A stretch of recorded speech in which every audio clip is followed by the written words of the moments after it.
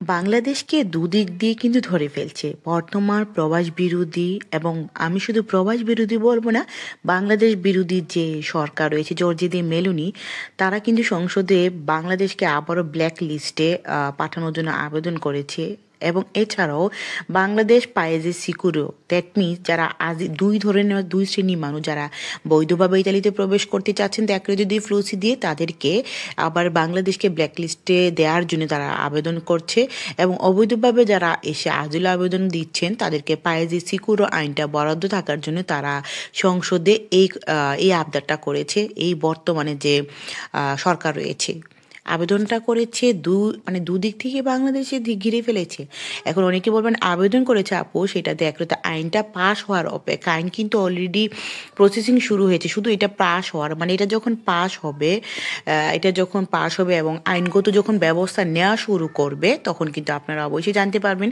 সে পর্যন্ত আমার ব্লগে থাকুন। অনেকে বলেন মিথ্যা নিউজ, অনেকে বলেন শুধু মিথ্যা, অথবা দেখা গেছে শুধু খারাপ নিউজ দিয়ে। না ভাই, কিছু করার নেই। যখন আমি যে আপডেটটা পাই আপনাদের সাথে তো শেয়ার করতে হবে। বর্তমানে যে আপডেটটা আজকে এসেছে দেখুন কেমনটা লাগে।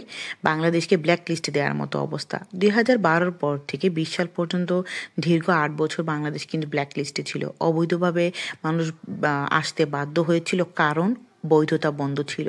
এখন সরকার যে অবৈধ উপায়ে বন্ধ করে দিচ্ছে, বৈধ উপায়ে বন্ধ করে দিচ্ছে এবং আরও জোরদার করেছে। তবে এখানে একটি তথ্য জানিয়ে রাখি, তারা যদি ফ্লুসি বা বাংলাদেশকে ব্ল্যাক লিস্টে ফালায় তাহলে কিন্তু 2025 সালের আগে তারা আইনটা করতে পারবে না, কারণ ইতিমধ্যে 25 সাল পর্যন্ত বাংলাদেশ কিন্তু আছে, আবেদন করতে পারবে। তারা যদি কিছু করে, খারাপ কিছু করতে পারে, তো 2025 সালের পর থেকে তারা এটা করতে পারবে। কারণ 2025 সালে আবেদন করার জন্য যে 33টি দেশ ছিল সেই দেশের মধ্যে বাংলাদেশ কিন্তু আছে। আর বাংলাদেশে ব্ল্যাক লিস্টে যদি তারা দেয় পরবর্তী বছর থেকে, পরবর্তী ডেক্রেটো থেকে তারা এটা দিতে পারে। আর এটা আইনটা সংসদে পাস হয়নি, বাট আইনটা তারা চালু করার জন্য আবেদন করেছে হাইকোর্টের কাছে। আর একটি কথা, বাংলাদেশ থেকে বৈধ অবৈধ উপায়ে দুই উপায়ে যদি মানুষ বন্ধ করে দেয় তাহলে কি মানুষ বাংলাদেশ থেকে আসবে না, বা সেটা কি আরো বেশি বেড়ে যাবে? তো আসলে যে এগুলো করছে সে বর্তমান সরকার এগুলো টোটালি খারাপ করছে। কারণ বাংলাদেশিদের অনেক সুনাম রয়েছে এই দেশের মধ্যে। সবচেয়ে যদি বিদেশিদের মধ্যে কোনো সুনাম থেকে তার মধ্যে বাংলাদেশি, কারণ বাংলাদেশিরা ভালো পর্যায়ে রয়েছে, নিম্ন পর্যায়ে রয়েছে, ভালো পর্যায়ে রয়েছে। তবে তাদের মধ্যে ব্যবহার এবং তাদের মধ্যে মনুষ্যত্ব এবং তাদের মধ্যে রেসপেক্ট যে জিনিসটা, সম্মান, তারা এটা সবাই জানে যে বাঙালিরা অনেক রেসপেক্টেবল, মানে তারা খুব সম্মান করে মানুষকে, তারা আইনকে রেসপেক্ট করে, মানুষকে সম্মান করে, কাজকে সম্মান করে, কাজ করে খুব কর্মঠ। এই সুনামগুলো কিন্তু রয়েছে। যাই হোক, পরবর্তীতে আপডেট কি হয় দেখা যাক। বাংলাদেশকে আবারও ব্ল্যাক লিস্টে দিয়েছে, আইনটা একদমই বাস্তবায়ন হয়নি। তবে পায়ে যে সিকিউর আইনটা থাকার জন্য সে আবারও যুদ্ধ করছে যে এটা বহাল থাকুক।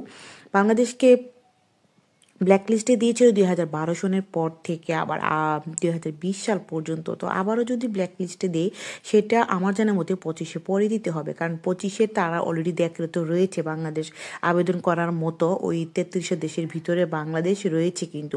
তো তারা যদি ব্ল্যাক লিস্টে দেয়, আর ব্ল্যাক লিস্টে দিবে এই বছরের যে রেকর্ড পরিমাণ ফালস নলস্তার কারণ, যদি ব্ল্যাক লিস্টে দেয় তাহলে কিন্তু 26-এর পরে দিতে পারে। আমি সম্ভাব্য বলছি, তারপরে এদেশের সরকারের কথা বলেন। তবে এগুলি নিয়ে ভাই আপনারা ভয়ভীতি পাওয়ার কোনো কারণে, টেনশন করার কোনো কারণ নেই। বাংলাদেশে যারা আছে ইতালি ত্যাগ করা কোনো কারণ নেই। আপনারা বসে থাকবেন, আপনারা আপনাদের যোগ্যতা প্রমাণ করে দেবেন। ইতালিতে যে আগের যে রেকর্ডগুলো ছিল যে সেগুলো আপনারা দেখাবেন, বাঙালিদের ভালো যে রেকর্ডটা। আজ এ পর্যন্ত, আল্লাহ হাফেজ।